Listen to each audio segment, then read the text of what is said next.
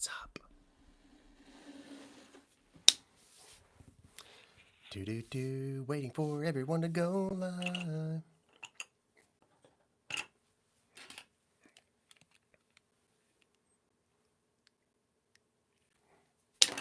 It's fine, I'll just sit and wait.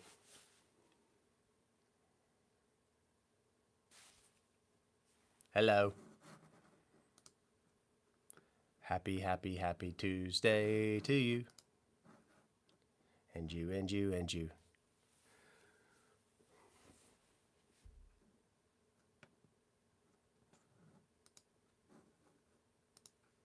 Well, hello. Hello, governors. Hey, everybody. How are you all? It's good to have you all. Jeremy, what's up? Everybody, hello. Good evening, afternoon, whatever time it is. Good afternoon, good evening, and good night. Hope you are doing awesome. Hello. We have the Dianas on. It's good to have you all. We're going to do this, we're going to do the YouTube thing. So tonight we're going to chat about weird stuff. Hello, Kathy. Hello, Jeff. Northwest Indiana. When I say weird stuff, we're going to talk a little bit about, I know I love that movie. We're going to talk a little bit about a video that I posted. I don't know if I've posted it yet on TikTok, but we're going to talk about it because it got me thinking. So I'm going to be doing this series. What did I call it? Let me read it. Today's the 20th, 21st. The dark side of funerals. And it's not clickbait, but I guess you would call it clickbait. Before I go into that, there's kind of a caveat, really, because Stephen Colbert was interviewed by Anderson Cooper recently, and you might have seen this segment going around, and there's a lot of people sharing it. It's very viral because Anderson Cooper is asking this question, and he gets emotional. He gets emotional asking, hang on a second, there we go. Now I can see. So he gets emotional asking this question, and he basically comes to find out Stephen Colbert believes that there's victory in suffering because it's a gift to be alive. And I can't say it as beautifully as Stephen Colbert, but he essentially brought to the mainstream even more so than what we try to do all the time. And that is talk about life and great things, but also the shitty stuff, the sad stuff, the heavy stuff, and the grief. And there's victory in grieving. There's victory in suffering. And it's a gift to be alive. And I thought it was a beautiful statement that Stephen Colbert made. And I encourage you to watch that because they were both talking about the losses of their brothers and how no one talks about them very often, right? And they're like, when are you gonna talk about and ask me questions about my brother who's been dead 45 years? I think that's what he said. And Anderson Cooper said, it's almost like I want to have a scar on my face. So there's this subtle reminder to ask about. It was interesting, and that might seem off topic, but it really inspired me because you show up every day to do what I do, for instance, and over a year, almost 2 now, we've been putting out content that we believe in that resonates, hopefully that encourages you all to know that you all aren't alone in your grief and mental health struggles or challenges or whatever, right? And it made me very happy to hear them having that conversation and for it to being shared. So I want to first acknowledge that, but we're doing this series called The Dark Side of Funerals, Strange Tales from the Funeral Homes, and I want to talk a little bit about that. The first video that I'll let you all in on is this video and concept of everything's great for the most part if someone has control within the 4 walls, right? You have visitation going on in the funeral home itself, and the flowers, you know where to place them for the most part. You can navigate the walls and the furniture, you can maneuver, and you understand that that facility is specific for that. And then when it gets dark is whenever you're out of control, meaning you're off site when you're at another location. It's very stressful. And the one I talk about is one time I went to a Catholic church for a very prominent individual. This individual was a family friend, had done so much in the community. We knew it was going to be insane. And so you have crowd control, you have where do you place the loved one to repose, and then you're in charge of the family. You're not the least bit in charge of the space, because who's in charge of the space at the Catholic Church? Yep, the Catholic priest. And too many flowers started to come. So because of the too many flowers showing up, magically we had to start putting the flowers into this like side room, cry room area. And the family were coming up saying, where are all the flowers going? And I'm like, well, they're going in here. And they're like, well, we want them to go in the church, which makes perfect sense. And then people in the line are like, where are all the flowers? Because they want to see the flowers that they sent. Anyway, go up to the priest and talking to the priest. And the priest is like, you're a pain in the ass. Okay. So I'm just smiling about, inside I'm not. So what we agreed to do was all the flowers that we had been putting in this side room because the priest didn't want them on the altar, we were going to put them all on the altar. And then after the visitation is over, we had to, because they had 6 a.m. mass the next morning. 6 a.m. Now, the only people, ladies and gents, if you're not Catholic, if you're not Catholic, it's not the church. It was a priest who was an individual who just so happened to represent the church, and poorly, might I add. But 6 a.m., the only people that go are like 80-year-olds. And old people love flowers. I mean, they love it. So, and there would be 12 people there, mind you. So we took them all off the altar over into the side room, hundreds of pieces. Now, visitation was until 8, but it wasn't over at 8. Let's be honest. I mean, people were in line all the way down the aisle to the back of the church. So we didn't get out of there till like 10:30, 11. And then we had to get there. It was awesome. We had to get there at 6, wait for the mass to be over. And as I suspected, there were 12 people there. Then you move all the flowers back in, and then you just get mean mugged the whole time. And the dark side of that is like funeral professionals are feelers. They want so bad. Well, I think we all want people to like us. I mean, that's what we struggle with. We want everybody to be our friend and for everybody to think everything that we do is okay. And I laugh at myself because it's exhausting. I love you guys and gals, and I really do appreciate you all being here tonight. But if you don't like me, cool. I mean, it's fine. But funeral professionals have this insatiable need to be needed. And the dark side is that at the cost of our dignity and allow people to walk all over us, you let somebody who has no business bossing you around to boss you around. So, and then all of the interactions since then for years had been this very, not awkward for me, but awkward for them because they knew they were assholes. But at that point, pride kicks in and you don't speak or say, oh, I shouldn't have been that way. Instead, you just act as oddly as if nothing happened. So that's a story I wanted to share with you all, that the dark side is whenever you lose control of the space, because then you're at the mercy of someone else. The end. And then I found $10. I did find a $20 bill one time at church, and I had to give it in the offering basket. That was bogus. It's terrible. Did you all listen to the podcast today? Anybody? No, yes, maybe so? No, yes, maybe so. Hello, Governor.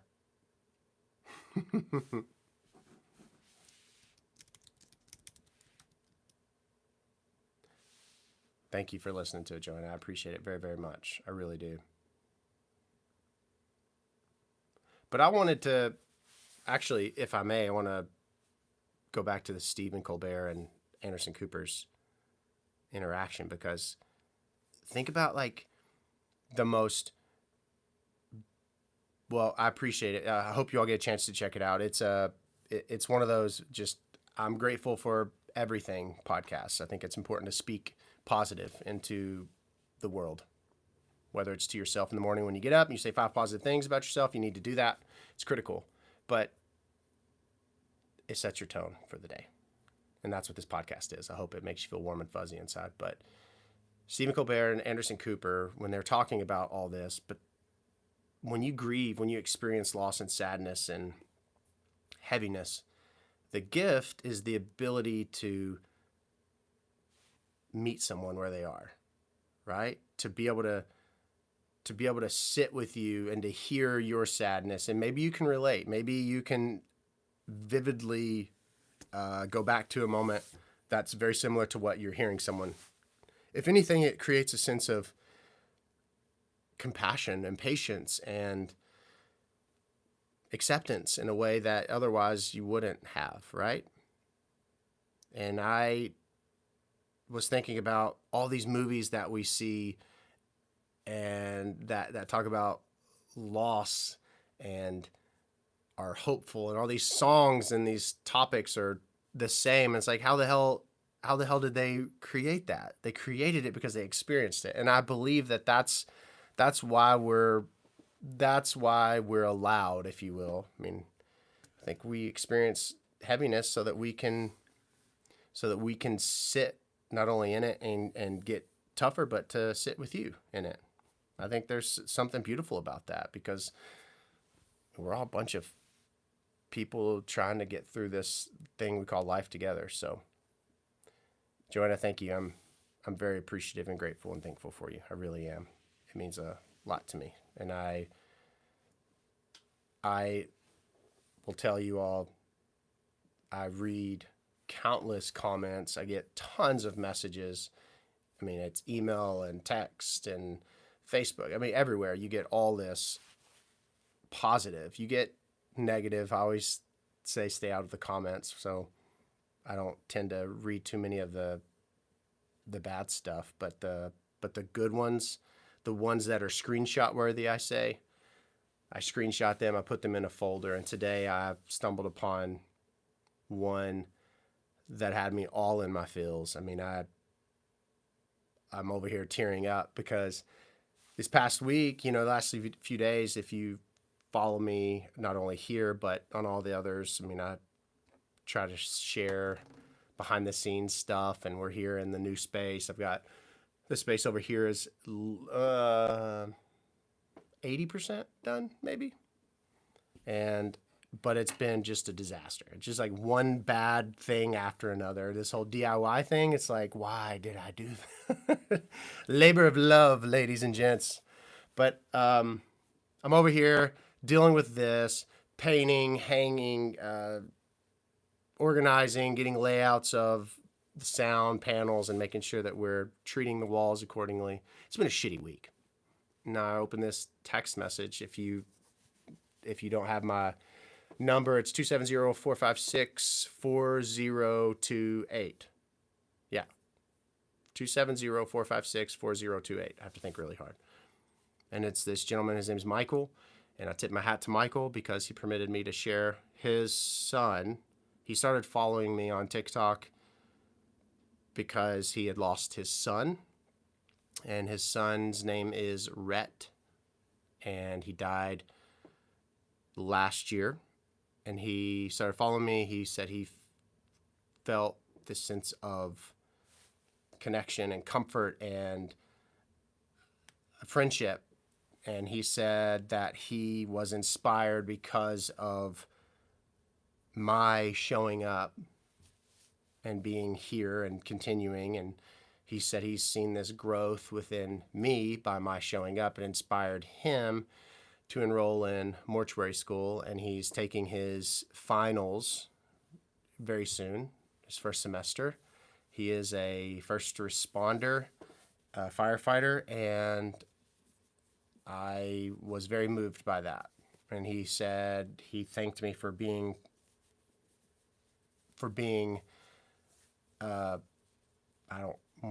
it's hard for me to say because I just don't necessarily think it, but an inspiration. And I was very moved by that. And so this is for, let's send in our, however it is you pray or meditate, send in your hearts a prayer of thanksgiving for Rhett and his memory, and for Michael and his family. And they have another son, his name's Riley, and he's healthy, and all the love to them. But I hope that, if anything, my sharing that story is to say, like, what you do night in, night out, day in and day out. Like, Jeremy, you said you were at work and so you couldn't listen to the podcast. My point is, like, you were at work, and I know that you go to work and you drive there and you drive home and you're like, shit, another day.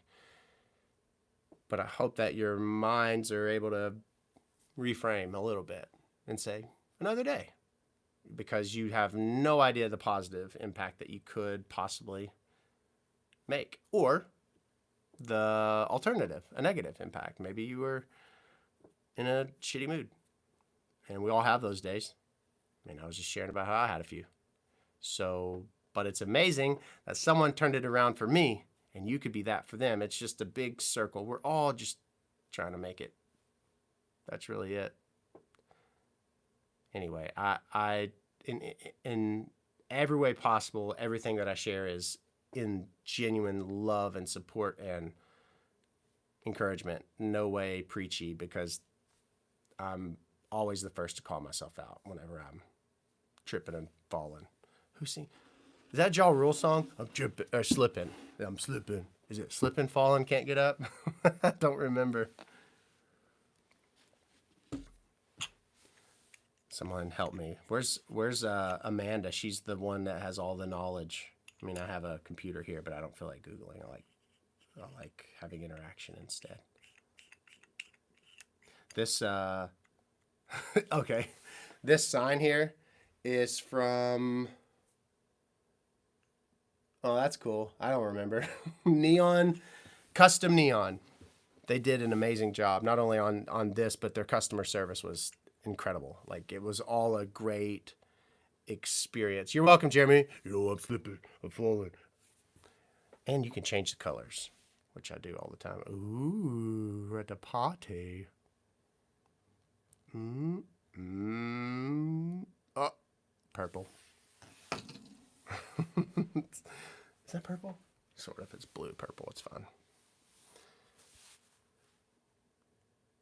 No better compliment. Yeah, Diana, it's pretty amazing, because you kind of just sometimes you go through the motions, and the mundane is what we end up celebrating in the end anyway. That's what I've always said. And then you talk about the grief that you experience. I mean, that's what a lot of the songs that I write and put out are. It's just about this, like, season of just heaviness, and the ones that are the most authentic that we seem to connect with one another on. And then that's what Michael said too. He's like, P.S. Yet is my favorite song. My cousin Casey, whose older brother, I was 10 and he passed away. He died. He drowned. He was 18. And he said he listens to that song whenever he's working out, and he loves it. I'm just amazed by it, because you write it for yourself. Right? You write songs, or in an instance where I write in my notebook, I write for myself. And if somebody's, because they stumble upon it, is positively affected, then that's just the great byproduct. I'm all in my cozy feels. I've got a snuggie of feel good right now. It's amazing.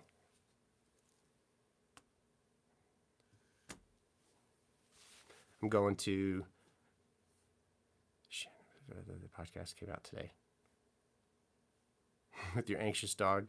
Shannon, it's good to have you. Yes, podcast releases every Tuesday at 6 a.m. That's Eastern Daylight. Is it Eastern Daylight? Or, I mean, it's Eastern Standard or Central Standard, Central Daylight, whatever. Yeah, 6 a.m.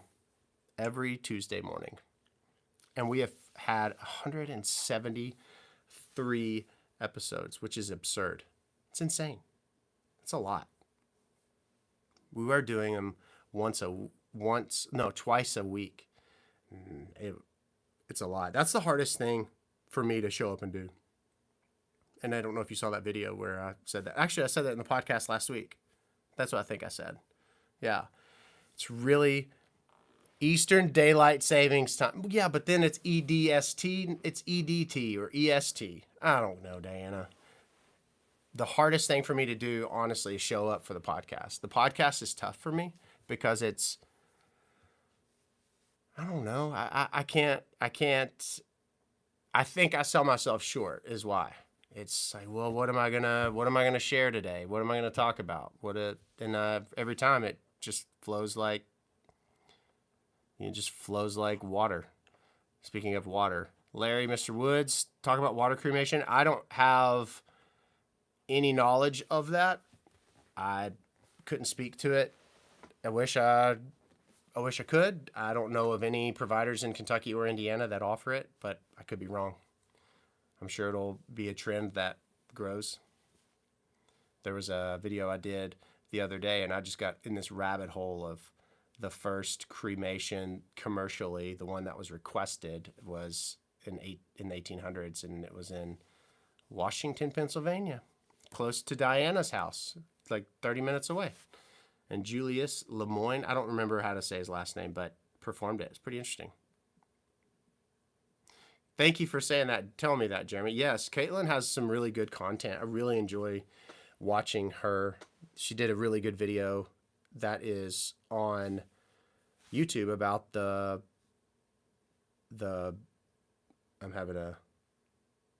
smell toast. I'm just kidding. The Lowen group. She did a really good video on that. I really enjoyed it. You forwarded something to me, water cremation?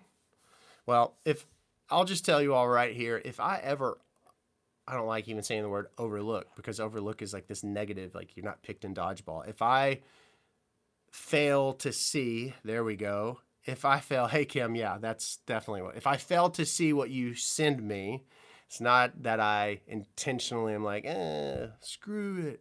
It's because it's just constantly coming in. And we have it, luckily, and I hope that, well, I don't know. They're the people that are the incredible, they're the behind the curtain people. So Sandy and Daniel and Manuel, I mean, they keep me focused because I'm not focused. I'm the least focused. I'm everywhere. I'm all over the place. But actually, I'm pretty good about being present whenever we're doing this kind of thing. It's interesting. I wonder what that is. I have a fidget thing.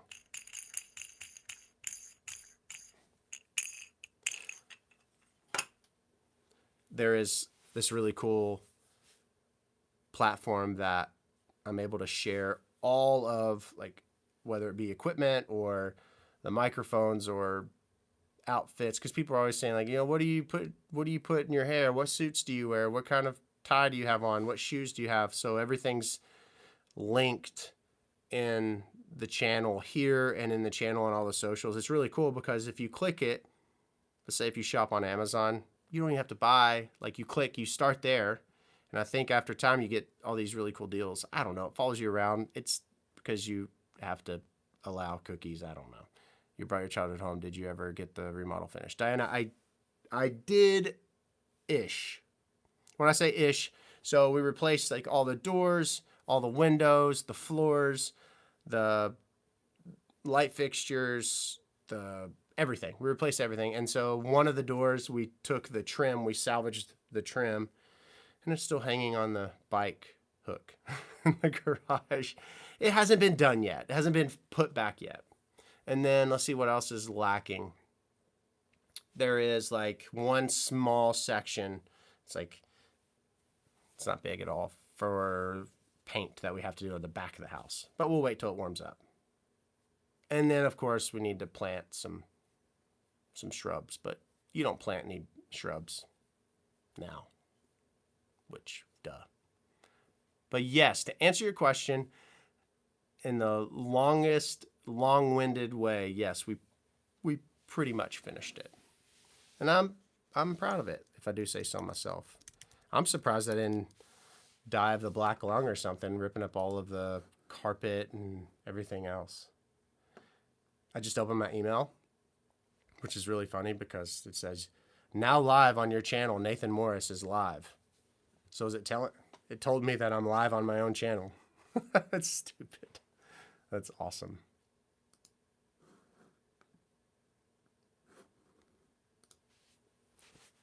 And then I saw a ghost.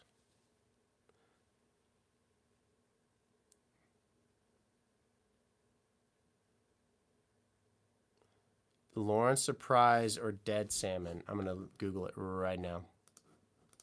You can suggest anything you want. Is it a Sherwin-Williams color? I mean, I'm sure it is.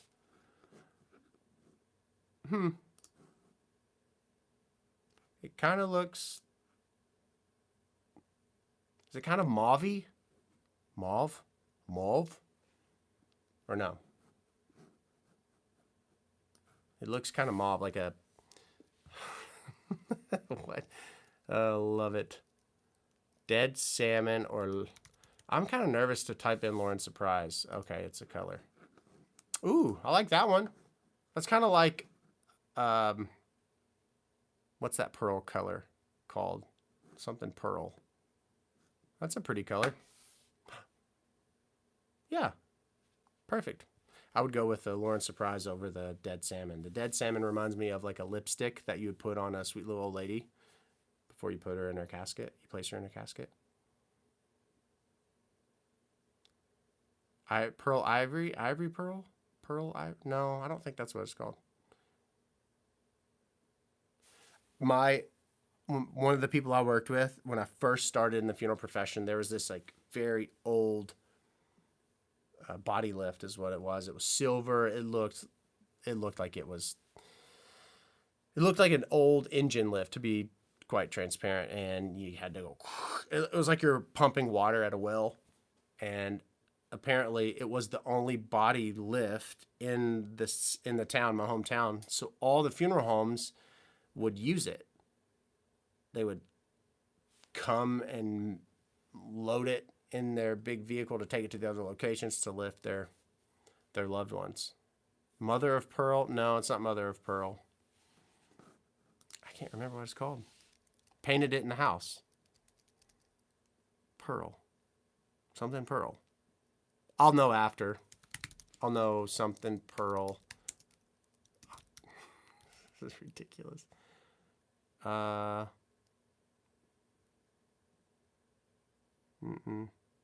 Anyway, whenever people watch this replay, they'll be like, what the hell is this guy doing? There's a color called Grecian Ivory. I love it. Grecian Ivory. That's actually what I painted the exterior of my childhood home. Grecian Ivory. And then this very, very delicious black. It's like black you'd think is just black, but you'd be surprised because I have like 15 shades of black suit, but it's just black for the trim and for the windows. Anyway, Grecian Ivory, I know that much. Nathan is live. I wonder what that would sound like. That'd be really bad, the feedback. So I'm going to record for next Christmas a Christmas song this Christmas season. Does that make sense? So we're in the spirit. We can't go to radio with a Christmas single, but we're going to write an original and have it ready for radio next year, because you go to radio with Christmas songs like October 26th or something like that, which is very interesting. I don't know. I'm learning all kinds of things with radio. And also, Yet is still, I thought it would be just totally just demolished by Christmas, like Mariah Carey specifically.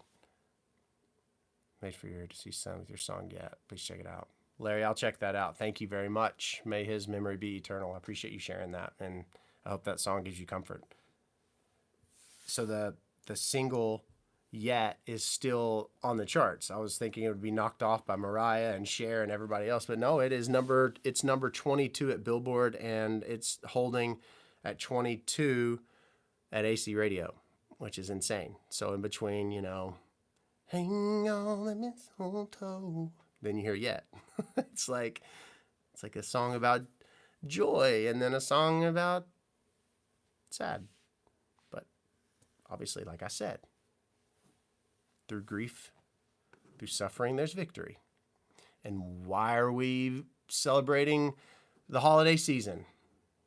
Well, what I believe, whatever it is you believe, if anything, you can't deny the fact that there's a spirit in the air of inclusion and kindness and compassion. Yeah, Jeremy, it's absolutely, it could be ick after a while. I've always loved it. I grew up, it's kind of like one of those things. I grew up watching the Green Bay Packers, and I grew up because watching them and having a Green Bay Packers themed Christmas tree. Then that's kind of why, I love the Packers. I love Christmas music because it was kind of instilled in me. But I get it, especially how commercialized some of it's gotten, and how some of these renditions of, you can only hear "Oh Holy Night" or "Oh Come All You Faithful" or "Oh Come Emmanuel" so many different ways, right? So I get it. Definitely get it. I think I just broke that. That's okay. You'll only listen to Christmas music if I sing it. That's hilarious. I am going to put out a Christmas record. And I'm doing it because I love Christmas. I love Christmas music. Again, just the spirit of what it represents. And people are happier. People really are. Today I went and got a pair of shoes, and everyone's being all happy and joyful. One of the people didn't even Green Bay Packers. Hey, like I said, that was the Brett Favre days. But there was someone that was checking us out, and they hadn't even seen the movie Elf. What? Hadn't even seen the movie Grinch, the Grinch. Like, who is in that? Like, what? It's amazing. But they really had it. And so I said that was their homework. And I was going to go back to the store tomorrow and make sure they watched it tonight. I'm not, but it would be funny if I did. They said they promised. You can't break a promise. You just can't do it. Did you all see the video there's a bug on TikTok of me, got it, talking about funny stories. Oh no. Don't get in the funk. There's a funny story that I shared on TikTok, and I want to reshare it if you haven't seen the video. This didn't happen in our funeral home, but there's a page where funeral professionals will share some of their crazy, funny stories, and 3 times. And one funeral director was arranging for a young man who died. That's not the funny part. The mother insisted on preaching the funeral. That sounds great. But she went on to call this young man her son, every name under the sun. Like, terrible, terrible names. And then at the end of her, if you were to call it a eulogy, points to the funeral director and says, "Play that song." So the funeral director goes to play this song, Amazing Grace, which, okay. Then the mother's boyfriend, a young man younger than her deceased son, make their way to the front of the chapel, in front of the loved one's casket, and slow dance during the song itself. It takes all kinds. It really does. If you can think it, I was told this, if you can think it in your head and conceive it in your brain, it has happened, which is a very scary thought. but they slow danced during the song and made their way back to their pews, and then the funeral director dismissed. Yeah. So we do this series on funny funeral stories. I mean, I'm all about confidentiality. Never would say names, but that's pretty epic. That's epic. Oh, Lord have mercy. I think the scariest thing that ever happened to me in the profession itself, as far as like a moment where you're like, was, I don't even remember it. And normally I would remember if it was a man or woman, young or old. I don't remember. It was a man, obviously, because it was a woman that she leans onto like the foot end. The casket's closed on the foot end, right? And we're getting ready to process. It's the final farewell. And they lean so heavily and put all their weight that the casket, which is on a beer, it's a casket beer in the chapel, almost tipped over. So Christine ran to the foot end, and everyone's, ooh, and I'm on the head end, and we're just like leaning on the casket. It was extremely scary, and that was for me a moment where I'm like, oh my goodness. That was a very scary moment. And they were none the wiser. I mean, that casket was a rocking too. My God. Oh, Lord. It was scary. And I think everyone here, if you're not, that's okay. But of course, former First Lady died. And if you didn't know, former President Jimmy Carter, he's been under hospice care for months. He's been very ill. His health has been declining for a long time.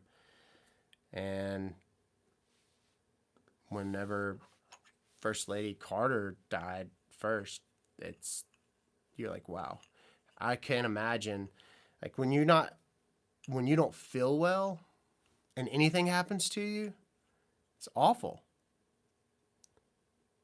Diana, there wasn't a moment to laugh. I can't explain it. There wasn't a moment to laugh. It was one of those, I think we're getting ready to watch a car crash things. So you take care of it, and then whenever everything's done and you're able to reflect, you're like, that just happened.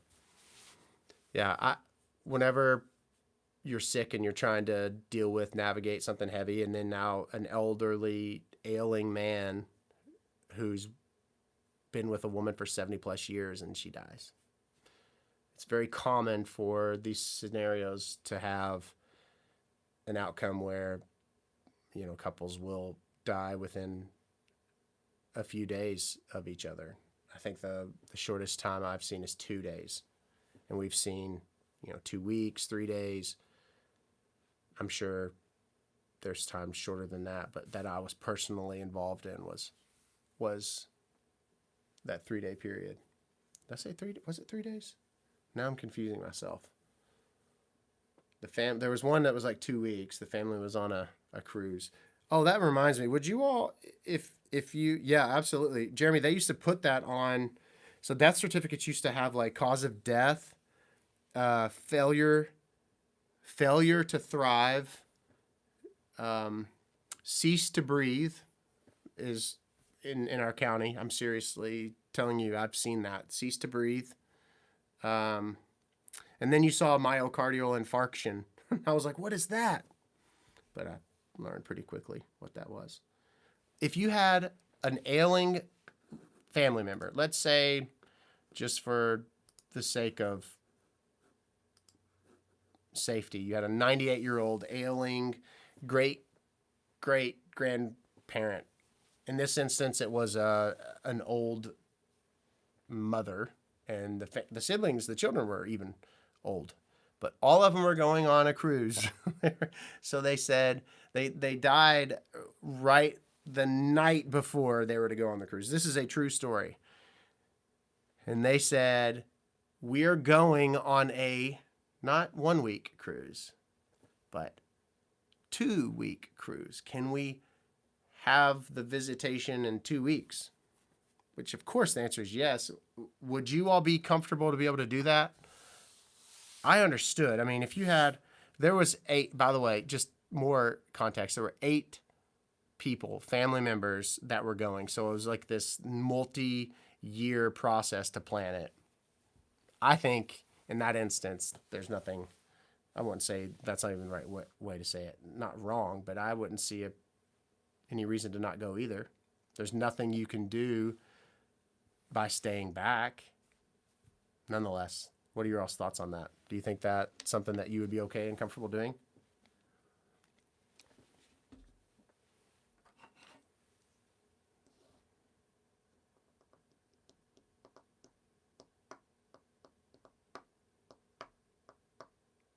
I'm just waiting for an answer.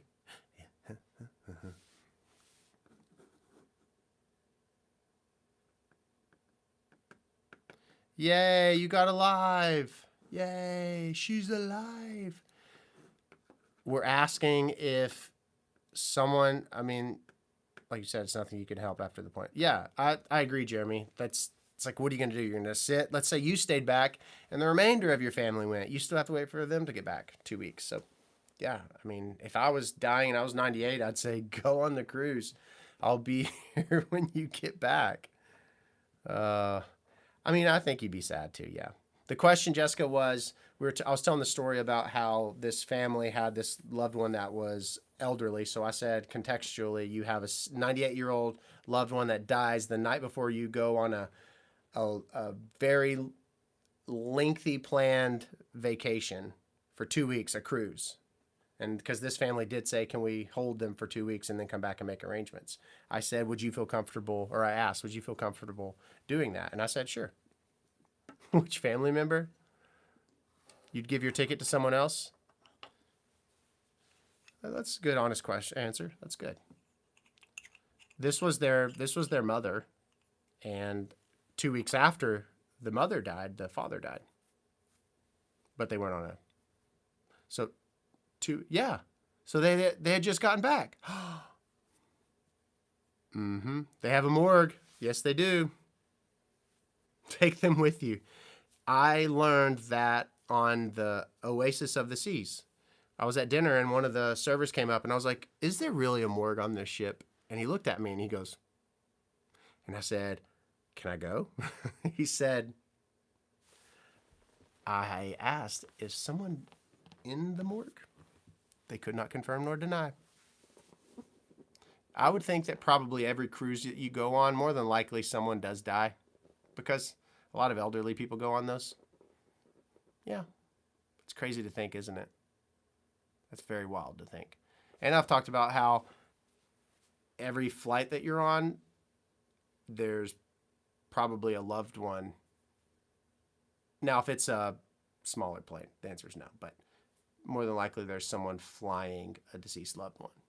And then I posted the video on TikTok, and someone that worked for one of the major airlines as far as the cargo, they responded and they said, he's not wrong. That's good. They do fly. Yeah, they fly a ton commercial, for sure. And there are a lot of companies, believe it or not, that specialize in kind of coordinating the flights for funeral homes, funeral providers. There's Eagles, Wings, Air, which coordinates with the commercial airlines. Your mom wouldn't want to go on a cruise. Yeah, just don't tell her that. Just don't tell her that happens, and they'll be none the wiser. Grief is a personal journey, and working as an individual for 20 years. Everyone's grief journey is their own. I agree. Absolutely. I think that's why, to each their own, and there's no wrong answer there. I think that it's however comfortable you feel, you should most certainly do. And totally off topic, weren't we supposed to this year not have daylight savings time falling back? I feel like we weren't supposed to, and we did. And I wasn't the only one, but we're going to do it now in 2024 where we don't spring forward or fall back. Is that what's going to happen? Does anybody know about that? Says the guy that just jumps from topic to topic.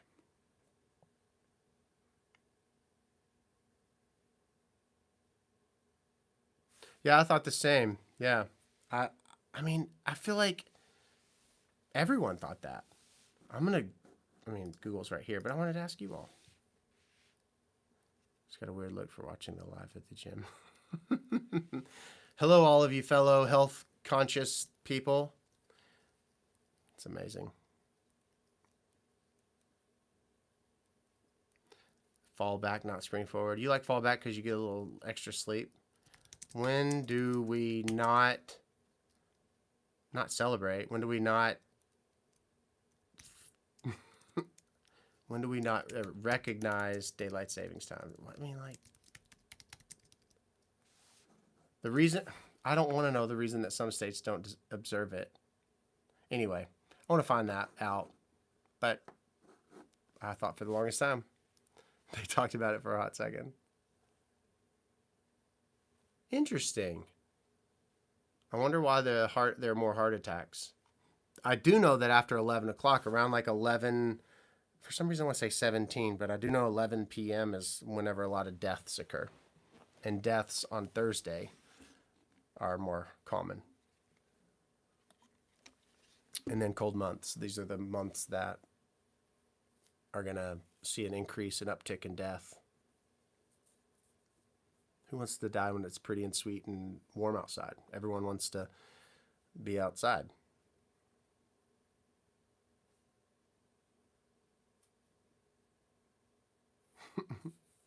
You love sleep. You do an awesome job at sleep. The time change messed you up. I thought for the longest time, but it would be nice not. Yeah, I mean, Ohio. I thought for the longest time that I don't know how to. Sleep is actually hereditary based upon how much you need or how little you need. Well, so what I've heard from health people, not just WebMD stuff. Like, I have family members in healthcare. So, because my uncles are super night owls. They are up. I'm my most creative from like 9:30 to midnight. It's whenever I'm gonna just knock it out. Now my most productive is like 10 a.m. Well, 9:30 to 11:30. So around there. It's interesting. I only need, if I get more than 6 hours of sleep, I feel like a bag of trash. Takes a toll on your heart. One study found 24% increase. Huh. Interesting. Yeah, it does. It rocks some people's worlds for sure. It, like little kids, like my kids, it messes them up. It really does. And it takes them a little bit to get back on task, on track. We're such creatures of habit. Just because you move a number on a clock, your body doesn't. Dr. Google is very, very smart, yes, but very scary, because if you don't feel well one day, the next minute you have some terminal illness. So just stay out of the comments and stay off WebMD. Oh my gosh, this bump. That is a purple-headed toad, cancer, something.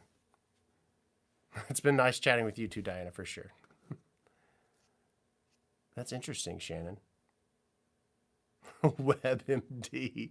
Let's go to Ask. Does AskJeeves.com still exist? I'm going to look. Do you all remember that?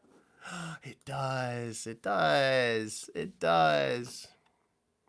That's amazing. Ask Jeeves is still is a thing. Wow. Hepatitis A through Z. That's amazing. Yes, that's what it is. Wow, everybody. I'm going to click about. I want to know what about. Oh my God. What?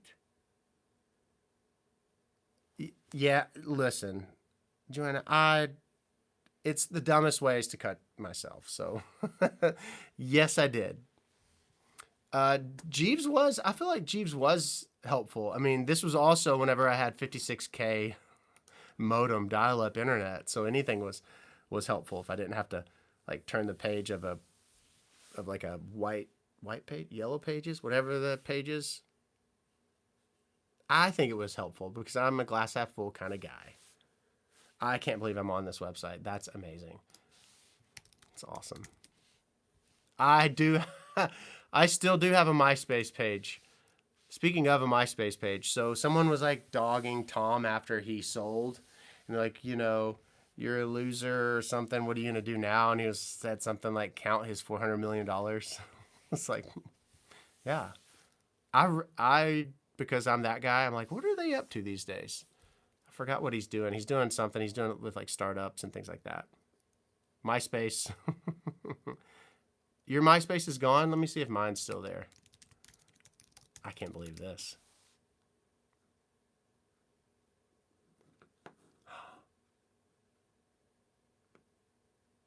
Hold on. I think in my MySpace. Yeah, all Tom wanted was to be my friend, your friend, everyone's friend. No way. I think I still have mine on, up. It's not loading, but it's definitely mine. That is amazing. I'm going to start promoting MySpace.com/Nathan Morris. That is amazing. Wow.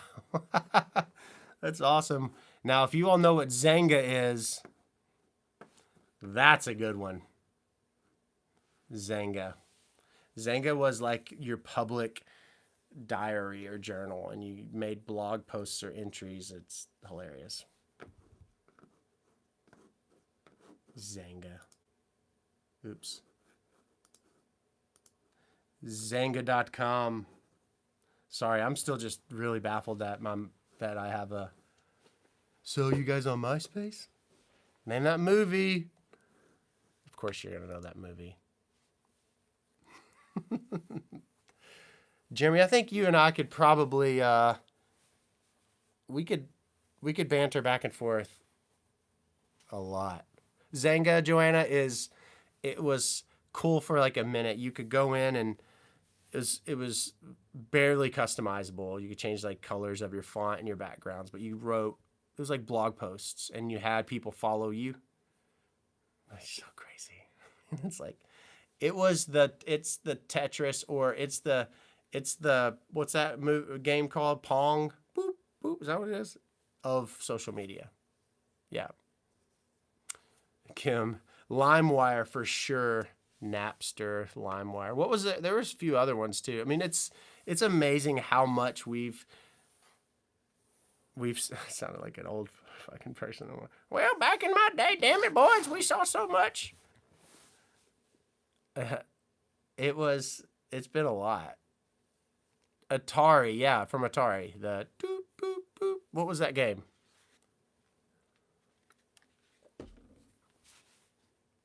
And then you had the Oregon Trail, and you die of like dysentery and stuff. I loved that game. That game was so fun. That was our computer class, by the way. You played Oregon Trail. I don't know how you learned how to work a computer by playing Oregon Trail, but nonetheless. This has been interesting and fun. I enjoy it. I appreciate it so much. Yeah, what would it take? Like hours, Pong, to download a song? Hours. That's crazy to think about. Yeah, we did earn it. That's for sure. It would take so long to download a song, and then like if you didn't download the right version, or you probably, brought a couple of viruses with you. But whatever. You shot 3,000 pounds of food. That's true. That's amazing. Get off the phone. I need the internet. Yeah, or you pick the phone up, and you would kick them off, and they'd be so mad at you. I used to get in trouble all the time. I mean, I didn't know. Or it could be the ringtone. Guys, that's amazing. I remember she was a shit babysitter, by the way. She was so terrible. What was her name? I want to call her out. She was so mean. Oh, I know her name. I'm not going to call her out. She used to use my mom and dad's phone and call long distance, and they had this massive bill. And she tried to blame it on me. I was 10 years old. I wasn't on the phone. I was out climbing trees and breaking shit. Nonetheless, she didn't last very long because that summer she was so mean to me. After I spent all morning throwing up in her mother's house, I went outside and pushed her in the pool in her clothes. She was so mean to me, and she quit. And I'm glad she quit. I don't have any animosity, Ashley. It's funny. I'm laughing at myself. That's funny. I wonder what she's doing now. I should reach out to her and say, thanks for nothing. No, I'm kidding. She was fine. Recording songs before the DJ started talking. I remember the days back in the day. This is what really instilled in me this love for music. During the summer, we went to the Kindness Winds. Yeah, Kim. We went to the pool every day. We'd get there from when they opened to when they were closing down, and they would blast, all the music, the John Cicada, you all remember John Cicada. My gosh, so good. Just another day. Being a terrible babysitter. Yeah. Anyway, I loved, that's how I started to love music. And then I remember the top 8 at 8. And I remember they would play songs like, the first one that comes to mind is Casey and JoJo, All My Life. And then you have Dina McCreary, Strawberry Wine. Wow. Memories, guys. Memories. Speaking of memories, it's something that is going to happen. You're going to be remembered for something. Used to tape episodes of TRL on VHS. Oh my gosh. My late grandmother, used to tape magic specials like Lance Burton, David Copperfield. Do you all remember when they used to come on ABC or whatever they would come on? And she would tape them for me so I could watch them. And I was so obsessed with magic. I would rewatch them to learn the tricks. And that's actually what I was wanting to be. I wanted to be a magician. And then, first was a garbage man, magician, musician, mortician, musician. Casey Kasem. Yep. And then he would say, good day. When he made this Statue of Liberty disappear, it was kind of like this. It was like, that's it. Hey, in January, he's supposed to be making something else disappear. The moon. That's right. He's going to make the moon disappear, ladies and gentlemen. That's going to be interesting. Yeah. I went and saw him oh yeah, that is Paul Harvey. Oh, shit. Oh, Lord.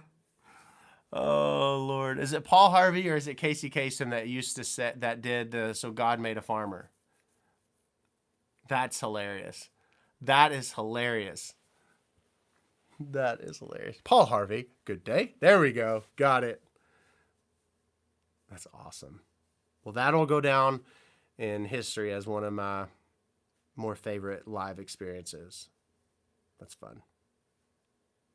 But yes, David Copperfield is going to make the moon disappear. I'm going to Google it. I think it's going to be a David Copperfield moon trick. Here we go.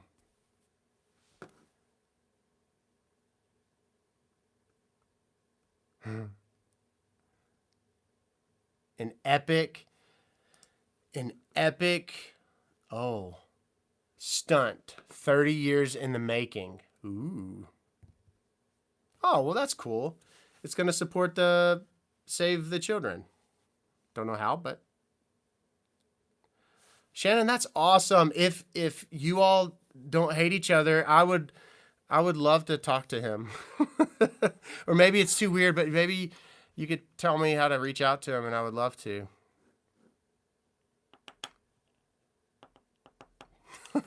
Kim, what the hell? That's funny. You all are funny. That's funny. Okay, it's 8:30, and I'm gonna David Copperfield out of here. But I really appreciate you all hanging out with me. YouTube is it's really fun, and there's been a lot of really cool things happening.